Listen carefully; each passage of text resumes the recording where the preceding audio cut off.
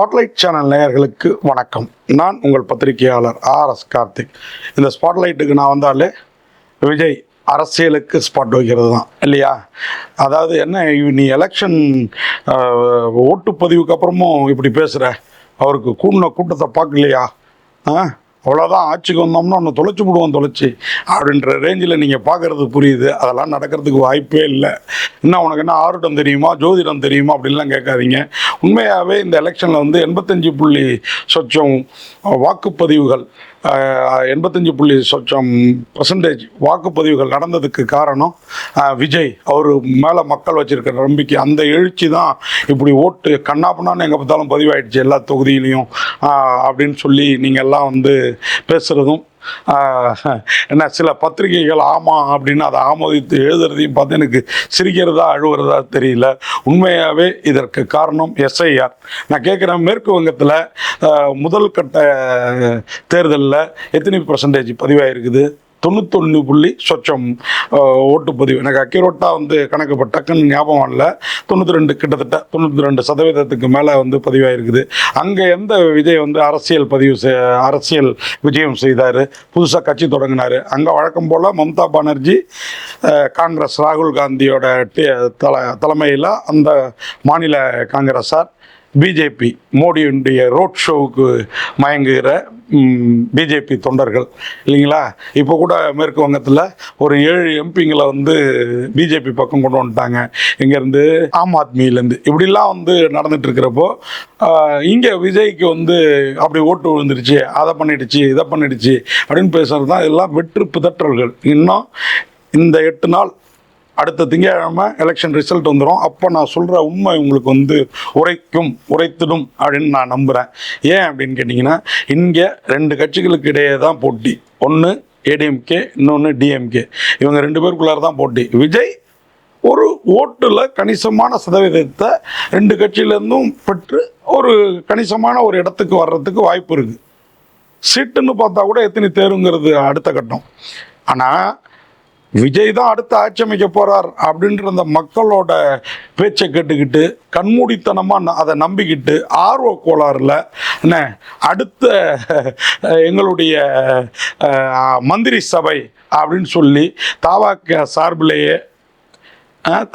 சார்பிலேயே ஒரு மந்திரி சபையை, இவருக்கு இந்த மந்திரி பதவி, இவருக்கு இந்த மந்திரி பதவி, இவருக்கு கால்நடைத்துறை, இவருக்கு அறநிலையத்துறை, இவருக்கு உள்துறை அப்படின்லாம் வந்து போடுறதெல்லாம் பார்த்தா சமூக வலைதளங்களில் வேடிக்கையாக இருக்குது. இவங்களோட ஆர்வ கோளாறுக்கு ஒரு எல்லையே கிடையாதா? SIR தான் இத்தனை சதவீதம், ஏன்னா 90 லட்சத்துக்கும் மேற்பட்ட வாக்குகளை வந்து நீக்கியிருக்காங்க SIR. திருப்பி உள்ள சேர்த்தது 15 லட்சம் வாக்குகள் தான். அப்போது இந்த 85% காரணம் அந்த SIR தான். இது புரியாமல் விஜய் தான் காரணம், விஜய் அண்ணா என்னங்க உங்கள் விஜய் என்னங்க உங்களுக்கு பண்ணிட்டாரு, என்னங்க பண்ணிடுவார்? நான் மீண்டும் சொல்கிறது அதுதான்.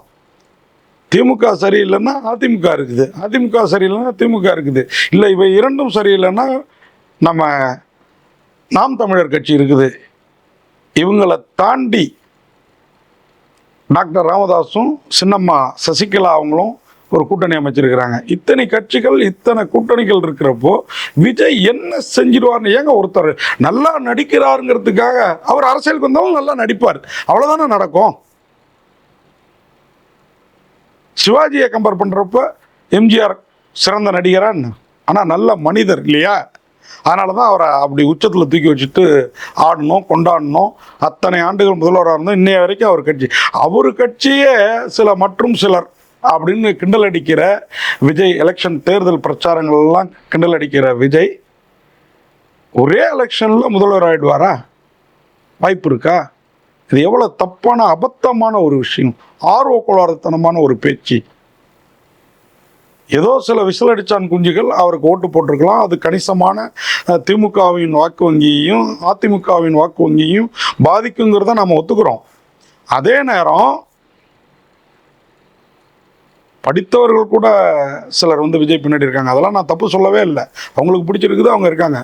ஆனால் விஜய் கையிலெல்லாம் ஆட்சி கட்டுங்கிற ஒன்று கிடச்சிதுன்னா அதன் பிறகு விஜயை நாம் யாருமே பார்க்க முடியாது. அப்படி ஒரு உயரத்தில் இருப்பார். ட்ரம்ப்பு கூட பத்திரிகையாளர்களை சந்திக்கிறாருங்க. முந்தானேத்தி அங்கே ஒரு துப்பாக்கி சூடு நடக்குதுங்க. பத்திரிகையாளர்களுக்கு சந்திப்பு இல்லை, பத்திரிகையாளர்களுக்கு இரவு விருந்து கொடுக்குறாரு. நீ கட்சி ஆரம்பித்து இத்தனை வருஷம் ஆச்சு, இப்போ வரைக்கும் பத்திரிகையாளர்களை சந்திக்கல. உடனே பத்திரிகையாளர்லாம் யோக்கியன கீழே கமெண்ட்லாம் ரொம்ப எவங்க இன்னைக்கு காலகட்டத்தில் யோக்கியன் இருக்கிறவன்ல எவன் அதிக பர்சன்டேஜ் யோக்கியம் அப்படிங்கிறத பார்த்து தான் நம்ம அப்பா தாத்தங்காலத்து யோக்கியத்தனம் நம்ம யாருக்கிட்டையுமே இல்லை, நான் உட்பட நீங்கள் உட்பட. அப்படி இருக்கிறப்போ விஜய் மாதிரியானவர்கள் கொஞ்சம் கூட அந்த ஏன் திரும்ப திரும்ப சொல்கிறேன்னா இதுதான் நிஜம். அவரால் ஓட்டுப்பதிவு உள்ள உயரலை. குருவி காக்கா உட்கார பணம் பழம் இந்த கதையாக எஸ்ஐஆரால் ஓட்டு சதவீதம் உயர்ந்திருக்குது. அதை விஜய்ன்னு சொல்லி நான் திரும்ப திரும்ப கேட்குறது, மேற்கு வங்கத்தில் முதல் கட்ட தேர்தல் நடந்திருக்குது. அங்கே 92% மேலே ஓட்டு சதவீதம் பதிவாகிருக்கு. அப்படின்னா அங்கே எந்த விஜய் புதுசாக அரசியலுக்கு வந்தார்? அதே மம்தா பானர்ஜி, அதே ராகுல் காந்தி, அதே மோடியோடைய பிஜேபி, அப்படி தானே? அதே ராகுல் காந்தியின் காங்கிரஸ். அப்படி இருக்கிறப்போ நிஜம் புரிஞ்சவன், படித்தவன், தெரிஞ்சவன், தெளிஞ்சவன் நிச்சயமாக விஜயால் ஓட்டு சதவீதம் கொடுன்னு ஒத்துக்கவே மாட்டாங்க. அதை உணருங்கள் அப்படிங்கிறத சொல்லி, உண்மையை உணருங்கள். இந்த ஆடியோ வெளியாகி இன்னும் 8 நாளில் ரிசல்ட்டு அதிமுகவா திமுகவா யார் ஆட்சி அமைக்கிறாங்க, உங்கள் விருப்பப்படி என்ன உங்கள் விஜயான்றதையும் பார்த்துருவோம். நன்றி, வணக்கம். இந்த வீடியோ உங்களுக்கு பிடிச்சிருந்தா லைக் பண்ணுங்கள், கமெண்ட் பண்ணுங்கள், ஷேர் பண்ணுங்கள், சப்ஸ்கிரைப் பண்ணுங்கள்.